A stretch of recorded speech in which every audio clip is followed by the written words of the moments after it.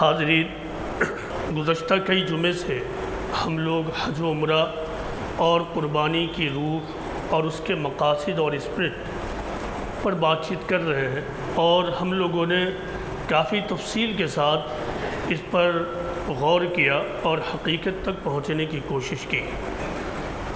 اسی سلسلے کی یہ ایک طرح سے آخری کڑی ہے، جبکہ ہم قربانی کی اسپرٹ کو براہ راست طور سے سمجھنے کی کوشش کریں گے۔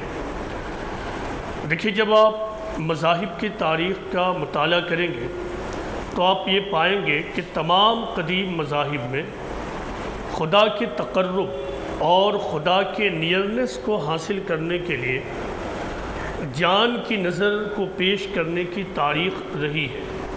لوگ اپنے جان کے بدلے جانور کی نظر پیش کرتے رہے تاکہ وہ اللہ کے تقرب اور نیئرنس کو، قربت کو حاصل کر سکیں۔ یہ قربانی جو جانور کی ہے، اس کی نوعیت ایک طرح سے اسی طرح کی ہے جیسے ہم مال سے زکوٰۃ کو، صدقات کو نکالتے ہیں، یعنی انفاق فی سبیل اللہ۔ ایک آدمی کے پاس جو مال و دولت ہوتے ہیں، خواہ وہ زرعی پیداوار کے روپ میں یا پھر مویشی کے روپ میں یا پھر کسی اور بھی صورت میں، تو اس سلسلے میں سائیکولوجیکلی دو پاسبل تھاٹ بن سکتے ہیں، یعنی دو پاسبل سائیکولوجیکل تھاٹ ہے۔ ایک تو یہ کہ آدمی ان تمام چیزوں کو پا کر اس احساس میں جیے کہ یہ تمام چیزیں دراصل میں نے پایا ہے، میں نے کمایا ہے، میں نے حاصل کیا ہے، یہ دراصل میری ہی کمائی اور محنت کا نتیجہ ہے، یا پھر معبودوں کے برکت کا نتیجہ ہے۔ یہ جو سوچ ہے سراسر مشرکانہ سوچ اور غیر اسلامک سوچ ہے، یہ بندگی کے خلاف ایک سوچ ہے۔ دوسری جو پاسبل سائیکولوجیکل تھنکنگ بنے گی، یعنی ممکن نفسیاتی سوچ، وہ یہ کہ میرے پاس جو کچھ ہے وہ دراصل عطائے رب ہے، اسی ایک مالک اور رب کا دیا ہوا ہے۔ تو ظاہر ہے جب اس نے دیا ہے تو پھر اسی کا حق ہے کہ ہم اسی کے آگے، اسی کے حوالے اس کو کر دیں۔ لہٰذا جب آپ قربانی کرتے ہیں تو قربانی کرتے وقت جو دعائیں آپ پڑھتے ہیں عام طور سے عربی میں، اس میں ایک بات آپ یہ بھی کہتے ہیں کہ اللہم منکا ولک، خدایا یہ تو نے دیا اور اب میں تیرے ہی حوالے اس کو کرتا ہوں۔ پیغمبرانہ تاریخ کا جب آپ مطالعہ کریں گے تو آپ پائیں گے کہ انسان اول اور پیغمبر اول، یعنی حضرت آدم علیہ السلام کی اولاد حابیل اور قابیل نے بھی اپنی اپنی قربانی پیش کی۔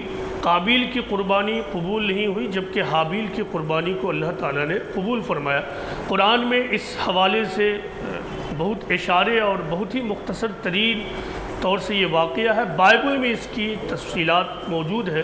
جب آپ بائبل کے چیپٹر جینیسس کو دیکھیں گے تو وہاں پارٹ 4 میں یہ تفصیل سے یہ بات چیت ہے حابیل اور قابیل کی قربانی کے بارے میں۔ اس سے بھی اندازہ ہوا کہ یہ قربانی کی تاریخ کوئی نئی تاریخ نہیں ہے، بلکہ یہ انسان اول اور پیغمبر اول کے زمانے سے لگاتار جاری ہے۔ البتہ حضرت ابراہیم علیہ السلام کی قربانی کے بعد اس قربانی میں ایک نیا ہی رنگ، ایک نئے جذبات ہی شامل ہو گئے، اور قربانی اپنے بالکل منتہائے کمال پر پہنچ گئی۔ قربانی کی عبادت نے ایک نئی زندگی پائی، اور حضرت ابراہیم علیہ السلام اور آپ کے خاندان کے واقعے نے اس واقعے کو، اس قربانی کے عمل کو، قربانی کی عبادت کو قیامت تک آنے والے انسانوں کے لیے ایک ماڈل اور نمونہ بنا دیا۔ اس سلسلے میں قرآن میں ایک آیت اس طرح ہے، سورہ حج کی آیت ہے کہ وَلِكُلِّ أُمَّةٍ جَعَلْنَا مَنْسَكًا لِيَذْكُرُوا اسْمَ اللَّهِ عَلَىٰ مَا رَزَقَهُم مِّن بَهِيمَةِ الْأَنْعَامِ فَإِلَٰهُكُمْ إِلَٰهٌ وَاحِدٌ فَلَهُ أَسْلِمُوا وَبَشِّرِ الْمُخْبِتِينَ۔ اللہ تعالیٰ یہ کہتے ہیں کہ ہم نے ہر امت کے لیے قربانی کرنا مقرر کیا تاکہ وہ ان چوپایوں پر اللہ کا نام لے جو اس نے ان کو عطا کیے ہیں۔ دیکھو، تمہارا الہ یعنی معبود اور پوجنیے صرف اور صرف ایک ہی ہے، بس تم اسی کے ہو کے رہو، اپنے آپ کو پوری طرح اسی کے حوالے کرو، سرنڈر کرو، اور جو لوگ عاجزی کا طریقہ اختیار کریں، ہمبلنس کا اور موڈسٹی کا طریقہ اختیار کریں، انہیں خوشخبری سنا دو۔ یہ آیت بتا رہی ہے کہ اللہ تعالیٰ نے ہر امت کے لیے قربانی کے طریقے کو مقرر کیا ہے، لہذا قربانی کی یہ عبادت ایک عظیم ترین عبادت ہے۔ یہاں ایک سوال یہ ہے، یعنی جب ہم قرآن و حدیث تاریخ سے یہ معلوم کر لیتے ہیں کہ قربانی کی عبادت ایک عظیم عبادت ہے، اللہ تعالیٰ نے ہر امت پر قربانی کرنے کو مقرر کیا ہے، تو اب یہ سوال ہے کہ جانور کی قربانی کی نوعیت کیا ہے؟ کیا جانور کی قربانی ہی حقیقی قربانی ہے؟ کیا جانور کی قربانی کو دے دینے کے بعد جو قربانی اللہ تعالیٰ کو مطلوب ہے، یا پھر ایک بندہ کو اللہ کے تقرب اور اللہ کی نیئرنس کو حاصل کرنے کے لیے کرنا چاہیے، تو کیا وہ مکمل ہو گیا؟ قرآن و حدیث پر، ابراہیم علیہ السلام کی تاریخ پر، مذاہب کی تاریخ پر جب آپ غور کریں گے تو معلوم ہوگا کہ یہ جو جانور کی قربانی ہے، جانور کی قربانی دراصل اصل قربانی کا ایک علامتی اظہار ہے، یہ خود اصل قربانی نہیں ہے۔ اصلاً تو یہ مطلوب تھا کہ ایک بندہ خدا اپنے آپ ہی کو، اپنی جان کو خدا کے حوالے کر دے، کیونکہ یہ اسی کا دیا ہوا ہے اور اس کا حق ہے کہ وہ یہ جان لے لے۔ تو ہونا تو یہی تھا کہ اسی جان کو قربان کر دیا جائے، اور لیکن اللہ تعالیٰ کی یہ رحمت ہے کہ انسانوں کو جان نہیں دینا ہے، اپنے جان کی، جسمانی جان کی قربانی نہیں دینی ہے، بلکہ اپنے انا اور جذبات اور خواہشات کی قربانی دینی ہے۔ ہم جانور کی قربانی پیش کر دراصل خدا کے سامنے اپنے آپ کو نذر کرنے کا عہد کرتے ہیں کہ خدایا ہم اپنے آپ کو تیرے حوالے کرتے ہیں۔ تو یہ جو قربانی ہے، معلوم یہ ہوا کہ قربانی کی عبادت اور عمل تاریخ میں ہمیشہ سے پایا جاتا رہا ہے۔ قربانی جب ہم کرتے ہیں تو اب اس کی دو صورت ہے، ایک تو اس کی ظاہری صورت ہو گئی، یعنی آپ جانور کو پٹکتے ہیں اور ذبح کرتے ہیں، اور دوسری اس کی اسپرٹ ہے، یعنی روح۔ صورت کے اعتبار سے تو قربانی جانور کو بس ذبح کر دینا ہے، لیکن اسپرٹ اور روح کے اعتبار سے یہ خدا سے ایک پلیج ہے، خدا سے ایک مقدس عہد ہے، ایک سیکرٹ کویننٹ ہے، یعنی ہم خدا سے ایک مقدس وعدہ کرتے ہیں۔ جانور کی قربانی پیش کر کے اپنے آپ کو پیش کرنے کا، اپنے آپ کو حوالے کرنے کا وعدہ کرتے ہیں۔ ایک واقعہ میں سناتا ہوں، یہ واقعہ میں نے آپ کو بارہا سنایا ہے، لیکن یہ بہت ہی زیادہ اس حوالے سے سبق آموز واقعہ لگتا ہے، لہٰذا میں اکثر آپ کو عید الاضحیٰ کے موقع پہ یہ واقعہ ضرور سناتا ہوں۔ اس واقعے سے آپ سمجھ سکتے ہیں کہ ریئل قربانی کیا ہے، یا قربانی کی اسپرٹ کیا ہے۔ ہندوستانی تاریخ میں نومبر 1962 کا جو موقع تھا وہ بڑا سنسنی خیز اور سنسیشنل وہ تاریخ تھی۔ ہوا یہ تھا کہ انڈیا کے مشرقی سرحد پر جو ملک ہے، اس ملک نے انڈیا کے خلاف مورچہ کھول دیا اور اس نے جنگ کا اعلان کر دیا۔ چاروں طرف بالکل سنسنی خیزی کی کیفیت پیدا ہو گئی۔ اس وقت جواہر لال نہرو ملک کے پرائم منسٹر تھے۔ اس وقت پورے ملک میں جو مظاہرے اور ڈیمونسٹریشنز ہوئے، ان میں سے ایک ڈیمونسٹریشن یہ تھا کہ احمد آباد کے 25,000 نوجوان اکٹھا ہوئے اور انہوں نے آپس میں یہ پلیج لیا اور عہد لیا کہ ہم ملک کی سیفٹی کے لیے، ملک کو پروٹیکٹ کرنے کے لیے ہم دشمنوں سے فائٹ کریں گے، اور اس فائٹ کرنے میں اگر ہمیں اپنی جان بھی دے دینی پڑے تو ہم اپنے جان بھی دے دیں گے، لیکن ملک کو پروٹیکٹ کریں گے۔ اس کے بعد ان تمام 25,000 نوجوانوں نے اپنی طرف سے ایک ایک پیسے کو جمع کیا، اور اس طرح 25,000 پیسے جمع ہو گئے۔ ان نوجوانوں نے ان 25,000 پیسے کو لیا اور اس کو اس وقت کے پرائم منسٹر جواہر لال نہرو کے سامنے پیش کیا، اور یہ کہا کہ یہ 25,000 پیسے ہماری طرف سے اپنے آپ کو آپ کے حوالے کر دینے کا ایک نشان ہے۔ غور کیجئے کہ یہ 25,000 پیسے اصل قربانی نہیں تھے، بلکہ یہ 25,000 پیسے اپنے آپ کو ملک کے لیے سپرد کرنے کی ایک علامت تھی۔ ٹھیک یہی معاملہ جانور کی قربانی کا ہے۔ جب آپ جانور کی قربانی پیش کرتے ہیں تو یہ دراصل اپنے آپ کو خدا کے حوالے کرتے ہیں، اپنے آپ کو حوالے کرنے کے نشان کے طور پر، علامت کے طور پر جانور کی قربانی پیش کرتے ہیں۔ یہی دراصل قربانی کی اسپرٹ اور روح ہے۔ قربانی اسی کی قربانی ہے جس نے اس روح اور مقصد کو پا لیا۔ آپ جب قربانی کرتے ہیں تو اس وقت ایک دعا پڑھتے ہیں، اللہم منکا ولک، خدایا تو نے دیا، اب یہ ہم تیرے حوالے کرتے ہیں۔ اس کے ساتھ آپ ایک اور دعا پڑھتے ہیں کہ ان صلاتی و نسوکی و محیایا و ممات للہ رب العالمین، کہ بلا شبہ ہے میرے رب، میری نماز اور میری قربانی، میرا جینا اور میرا مرنا سب کچھ اللہ رب العالمین کے لیے ہے۔ میری نماز، میری قربانی، میرا جینا اور میرا مرنا سب کچھ اللہ رب العالمین کے لیے، یہ ہے قربانی اور قربانی کی اسپرٹ۔ یہ دعا خود بتا رہی ہے جب آدمی کے اندر سے، قوموں کے اندر سے دین کی اسپرٹ ختم ہو جاتی ہے تو اس کے بعد دین کا صرف فارم باقی رہ جاتا ہے۔ تو ناسمجھی کی وجہ سے ایک تو آپ عربی میں دعا پڑھتے ہیں، آپ سمجھتے نہیں ہیں، معلوم کرنے کی کوشش نہیں کرتے ہیں۔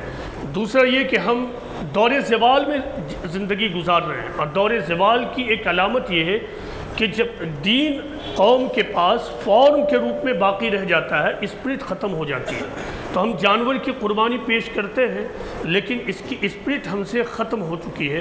ضروری یہ ہے کہ ہم اسپرٹ کو زندہ کریں جو قربانی کی اصل روح ہے اور اس کی اصل مقاصد ہے۔ اب یہاں دور جدید کے لوگوں کا ایک اعتراض ہے، اس کو بھی سمجھ لیں اور اس کے جواب کو بھی سمجھ لیں۔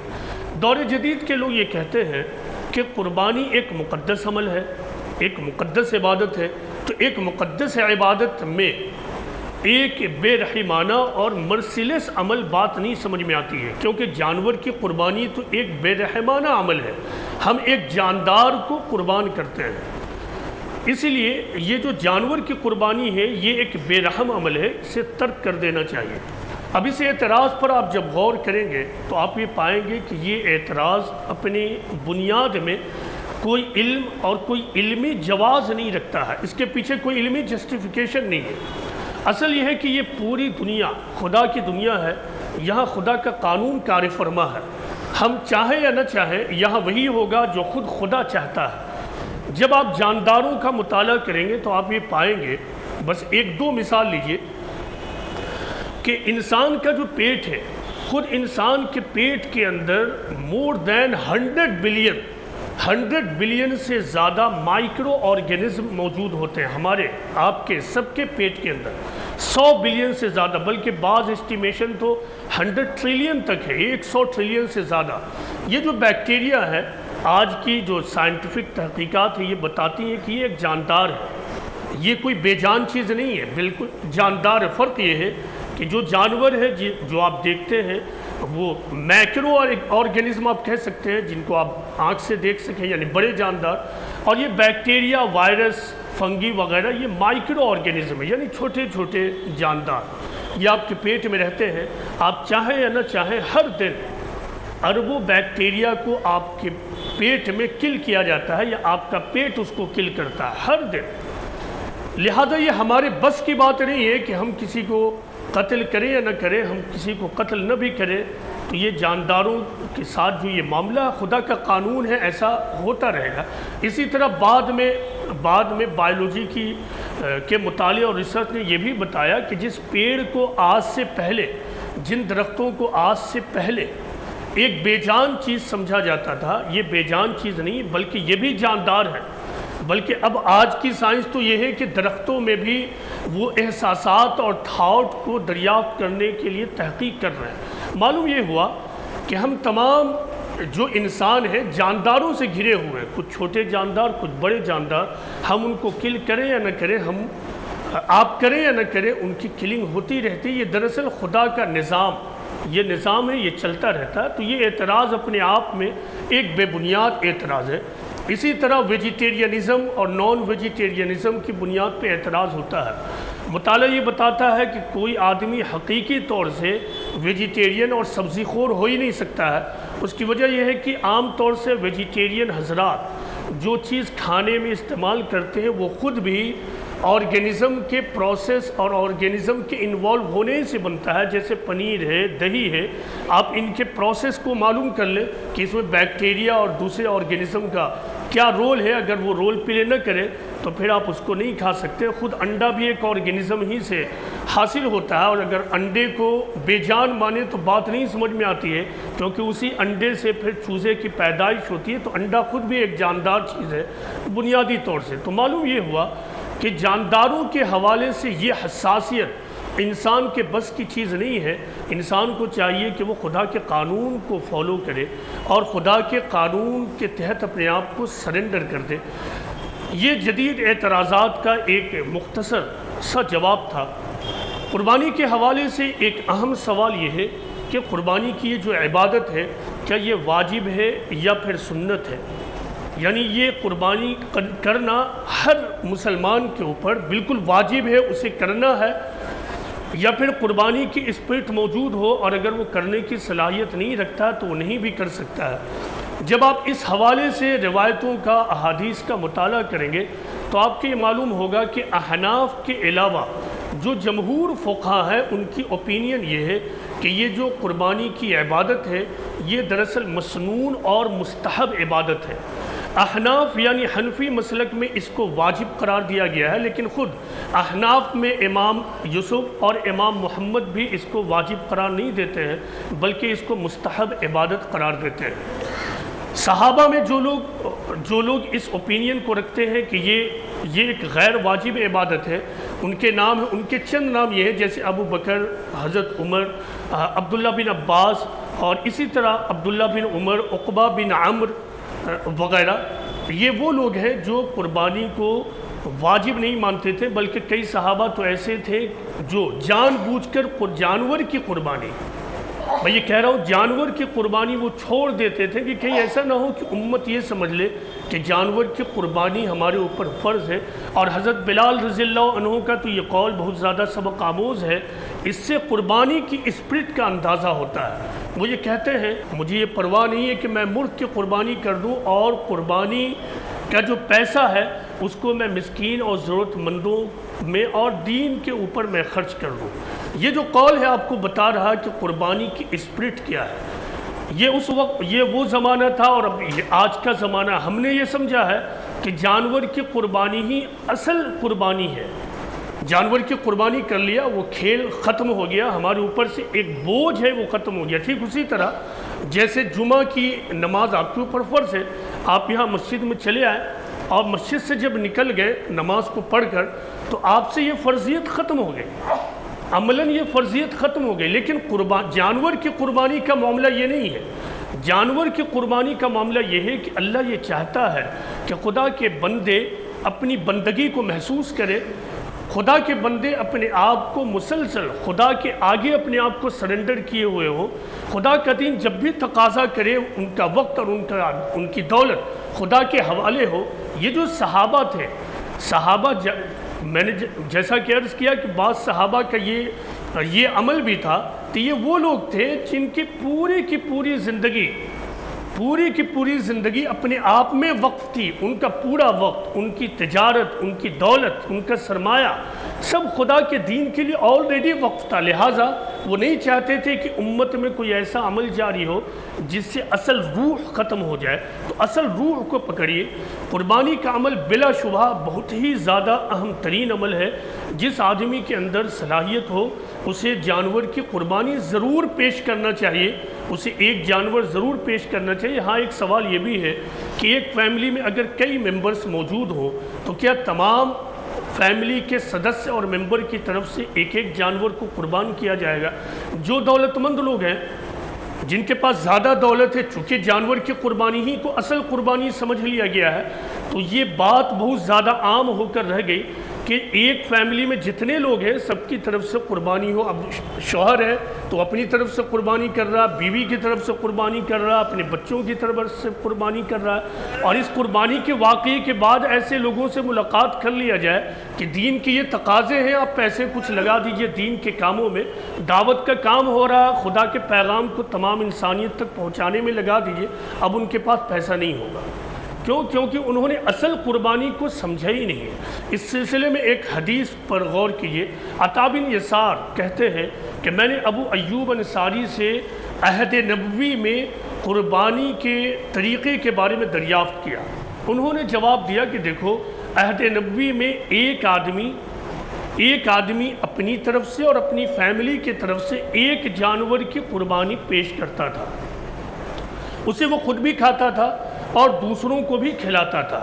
اس کے بعد پیغمبر اسلام کے بعد کا زمانہ آیا اور پھر یہ ہوا کہ لوگوں میں ریاکاری پیدا ہو گئی، دکھاوا پیدا ہو گیا، اور پھر وہ زمانہ آیا ہے جو تم اب اپنی آنکھوں سے دیکھ رہے ہو۔ یہ صحابہ اور تابعین اور طبع تابعین کے زمانے کی گفتگو ہے۔ اب غور کیجئے کہ 1400 سال کے بعد ہمارا جو معاشرہ، مسلم معاشرہ، وہاں قربانی کس درجے میں موجود ہے۔ تو ایک جواب یہ بھی آپ کو معلوم ہو گیا کہ اپنی ایک فیملی کی طرف سے ایک جانور کی قربانی کافی ہے۔ ایک جانور کی قربانی پیش کیجئے، اس سے زیادہ اگر آپ کے پاس پیسہ ہے، اور ہے آپ کے پاس پیسہ، اس پیسے کو دین کے تقاضے کو پورا کرنے میں لگائیے، دین کی دعوت میں لگائیے، خدا کے دین کی اشاعت اور اس کے کلمہ کی سربلندی میں لگائیے۔ یہی قربانی کی اصل اور صحیح اسپرٹ ہے۔ قربانی کے بارے میں قرآن میں ایک بات یہ کہی گئی ہے کہ لن ینال اللہ لحومها ولا دماؤها ولکن ینالہ التقوی منکم۔ یہ جو جانور کی قربانی ہے، اس کا نہ تو گوشت اللہ کو پہنچتا ہے اور نہ تو خون اللہ کو پہنچتا ہے، تو پھر پہنچتا کیا ہے؟ اللہ تعالیٰ یہ کہتے ہیں وَلَٰكِن يَنَالُهُ التَّقْوَىٰ، اللہ تک صرف اور صرف تمہارا تقوی پہنچتا ہے۔ قرآن کی یہ آیت بھی بتا رہی ہے کہ جانور کی قربانی اصل قربانی نہیں ہے، اللہ تعالیٰ کو جو چیز مطلوب ہے وہ ہے دلوں کا تقوی۔ آپ کا نہ تو گوشت اللہ کو پہنچنے والا ہے، نہ خون اللہ کو پہنچنے والا ہے، تو پہنچے گا کیا؟ تقوی۔ تقوی کیا ہے؟ تقوی کا مطلب ہے وہ کام کرنا جو اللہ اور اس کے رسول نے کہا ہے، ان چیزوں سے رک جانا جن چیزوں سے اللہ اور اس کے رسول نے روکا ہے، یہی تقوی ہے۔ جو لوگ اس طرح کا طرز عمل اور اس طرح کی زندگی اختیار کریں، قرآن کی زبان میں وہی لوگ متقی ہیں، اور قرآن و حدیث کے مطابق کل آخرت میں جو ابدی باغ اور جنت جن لوگوں کو ملے گا، وہ وہی لوگ ہوں گے جو اس دنیا میں متقیانہ زندگی اختیار کرتے ہیں۔ قربانی کے حوالے سے ایک سوال یہ بھی ہے کہ کیا قربانی کے گوشت کو ہم غیر مسلم بھائی بہنوں کو کھلا سکتے ہیں؟ تو بالکل کھلا سکتے ہیں۔ یہ سوچ مسلمانوں میں غیر دعوتی ذہنیت بننے کے بعد پیدا ہوئی ہے۔ جب مسلمانوں کے اندر سے دعوتی شعور ختم ہوا تو مسلمان ایک قوم بن گئے اور دوسری قوم بن گئے۔ مسلمان اور دوسری قوموں میں ایک بڑا بعد اور ڈسٹینس پیدا ہو گیا۔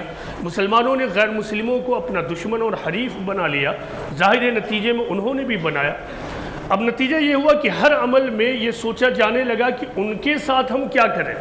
جواب یہ ہے کہ فَكُلُوا مِنْهَا وَأَطْعِمُوا الْقَانِعَ وَالْمُعْتَرَّ، یعنی جب تم جانور کی قربانی کر لو تو اس کا گوشت تم خود بھی کھاؤ، ان لوگوں کو بھی کھلاؤ جو قناعت کر بیٹھے ہیں، قناعت کر کے گھر میں بیٹھے ہیں، اور ان لوگوں کو بھی کھلاؤ جو تمہارے سامنے آ کر مانگتے ہیں۔ تو جواب یہ ہے کہ آپ قربانی کے گوشت کو کسی کو بھی کھلا سکتے ہیں۔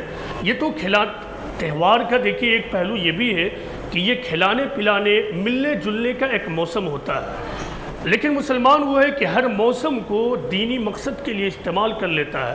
جب آپ کا انٹریکشن دوسری قوموں سے نہیں ہوگا تو آپ دعوت کیا آسمان میں اور خلا میں اسپیس میں جا کر پیش کریں گے؟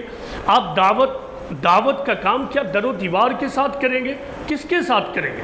غیر مسلموں سے انٹریکشن کو بڑھانا، اختلاط کو بڑھانا، ان سے ملنا جلنا، یہ عین آپ کے دین کا تقاضا ہے۔ کیونکہ آپ نہیں کریں گے تو پھر کس سے ملیں گے اور کس کو خدا کا پیغام پہنچائیں گے؟ یہ آپ کی ذمہ داری ہے۔